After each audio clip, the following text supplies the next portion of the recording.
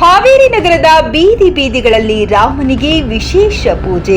ರಾಮಲಾಲ ಮೂರ್ತಿ ಪ್ರತಿಷ್ಠಾಪನೆಗೆ ಕ್ಷಣಗಣನೆ ಶುರುವಾಗಿದ್ದು, ಹಾವೇರಿ ನಗರದಲ್ಲಿ ರಾಮನಿಗೆ ವಿಶೇಷ ಪೂಜೆಯನ್ನ ಅರ್ಪಿಸಲಾಗುತ್ತಿದೆ. ಈ ಸಮಯದಲ್ಲಿ ಎಲ್ಲ ಹಳ್ಳಿ ಭಕ್ತರು ಬಂದು ಆಶೀರ್ವಾದ ಪಡೆದುಕೊಳ್ಳುತ್ತಿದ್ದಾರೆ ಮತ್ತು ಬಂದಂತ ಭಕ್ತಾದಿಗಳಿಗೆ ಊಟ ಮತ್ತು ತಂಪಾದ ಪಾನೀಯ ವ್ಯವಸ್ಥೆ ಮಾಡಲಾಗಿದೆ.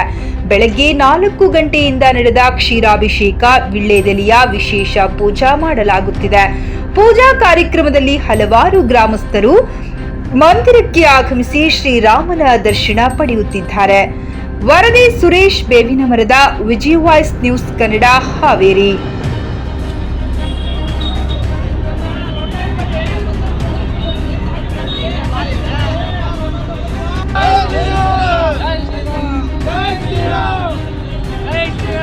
ಜೈ ಶ್ರೀರಾಮ್.